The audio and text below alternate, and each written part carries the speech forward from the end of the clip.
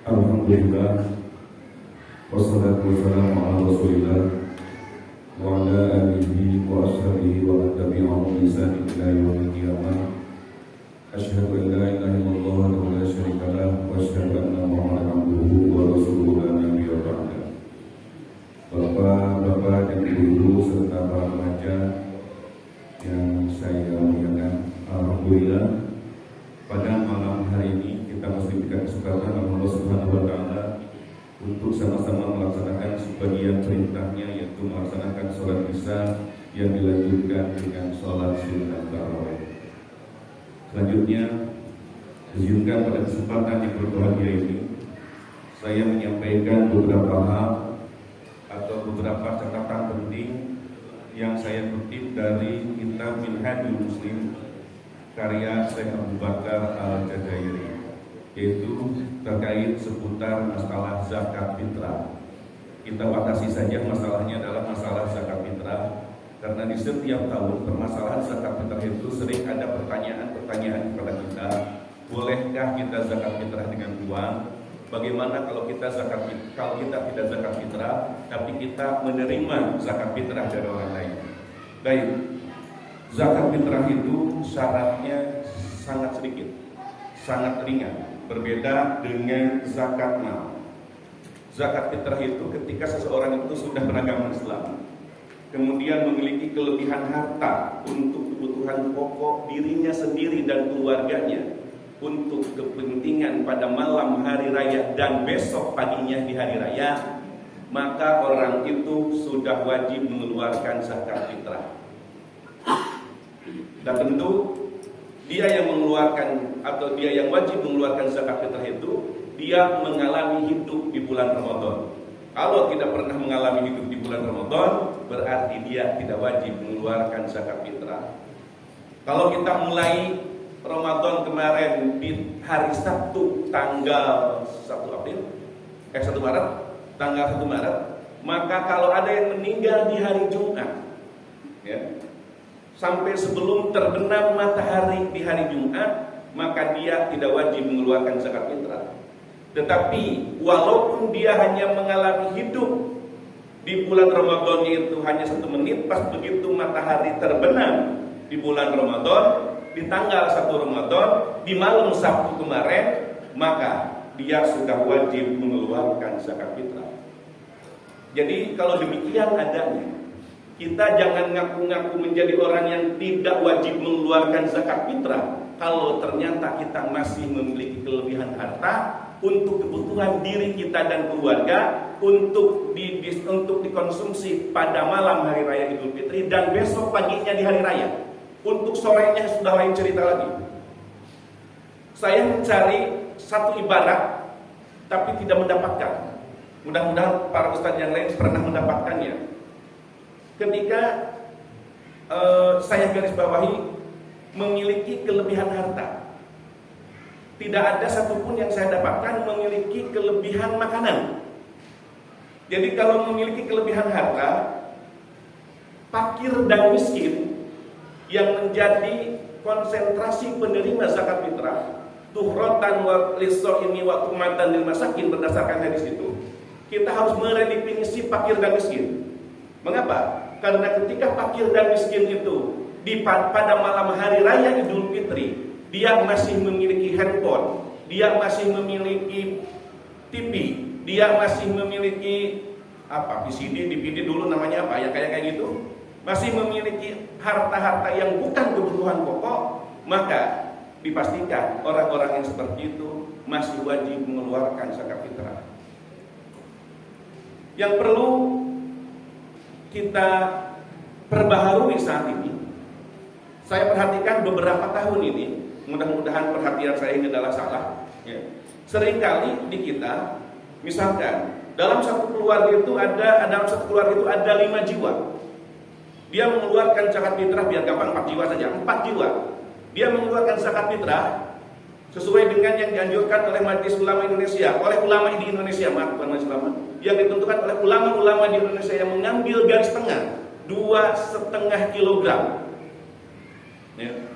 Jadi kalau di dalam satu keluarga itu ada 4 jiwa, masing-masing mengeluarkan 2,5 kilogram, kemudian dia mengeluarkan zakat fitrah sebanyak 10 kilogram. Karena di tempat kita sudah terbiasa ada orang-orang tertentu yang tidak menerima zakat, ya, karena memang dia tidak berhak untuk menerima zakat. Ujung-ujung nanti, ya, kebagiannya itu dibagikannya itu per jiwa, bukan 2,5 kilo, tapi misalkan 4 kilo per jiwa. Di rumah itu ada 4 orang, 4 kali 4 jadi 16 kilo. Ini perhitungannya bagaimana? Padahal kita harus perbaharui lagi. Mereka yang dengan tangannya dan dengan pikirannya bisa menghasilkan uang, semestinya tidak usah lagi menerima zakat fitrah itu.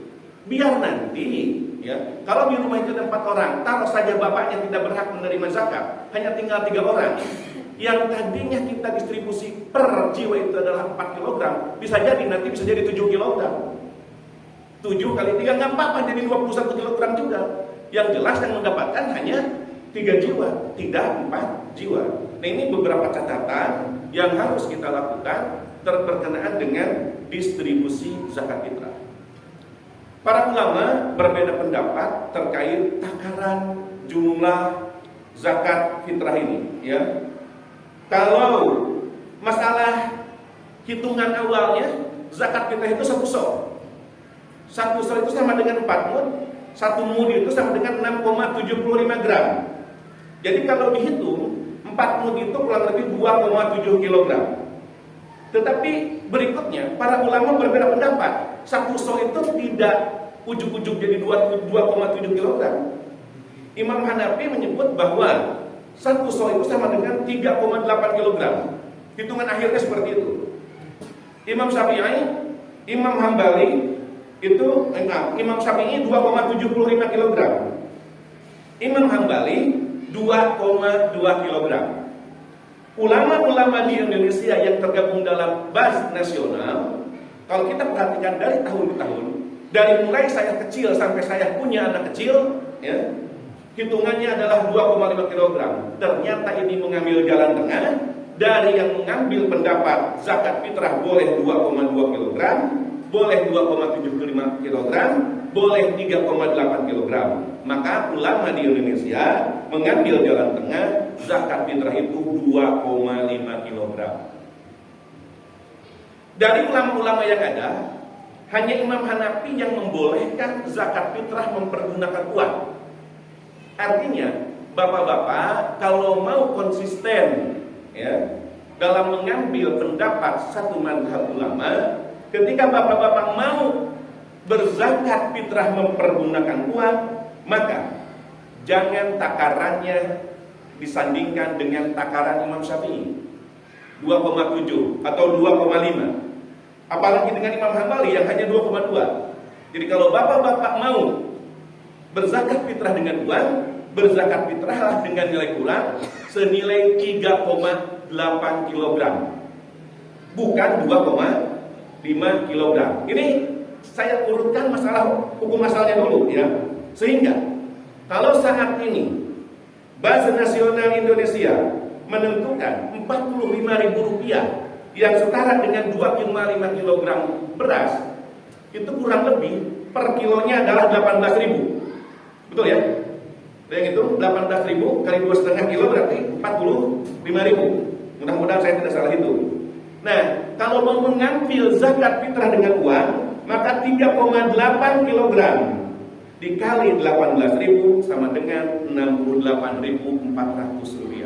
Jadi kalau bapak-bapak mau zakat fitrah dengan uang, kalau mempergunakan hukum yang saya urutkan ini, zakat fitrahlah per jiwanya Rp68.400. Tetapi kembali lagi, kalau kita nggak mau berpikir, kalau kita nggak usah berpikir, kita terima jadi saja.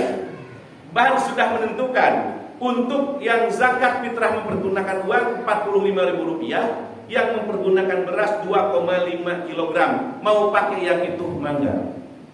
Tapi kalau kita ingin lebih hati-hati lagi, ingin lebih ihtiyat lagi, apalagi mohon maaf, kalau bapak-bapak yang mengambil mazhab Imam Syafi'i, jangan berzakat dengan beras, jangan berzakat dengan uang. karena hanya Imam Hanafilah yang memperbolehkan zakat mempergunakan uang. Ya, jadi itu ya. Jadi kalau bapak-bapak mau mempergunakan zakat fitrah mempergunakan uang, zakat fitrahlah sebesar 3,8 kali Rp18.000 sama dengan Rp68.400. Walaupun sebetulnya ketika saya mencoba mencari HET beras, harga eceran tertinggi beras di Pulau Jawa adalah Rp15.000 per kilogram. Artinya, kalaupun mau memakai pendapat Imam Hanafi yang 3,8 dikali Rp15.000, hasilnya Rp57.000. Jadi tidak ketemu lagi dengan yang namanya Rp45.000. Tetapi kembali lagi, kita punya lembaga yang memiliki otoritas tentang hal ini. Kalau kita mau mempergunakan yang Rp45.000, mana? Tapi urutannya sudah saya sampaikan. Kalau mau tadi bukan 45.000, tetapi 18.000 dikali 18.000 dikali 3,8 kilogram yang berjumlah Rp68.400. Ya. Saya rasa jelas yang saya sampaikan. Kalaupun ada yang mau ditanyakan, kalaupun ada yang mau nggak usah diperdebatkan, ada penjelasan lebih lanjut, silahkan bisa menghubungi teman-teman dari DKM. Itu saja yang bisa saya sampaikan pada malam hari ini. Assalamualaikum warahmatullahi wabarakatuh.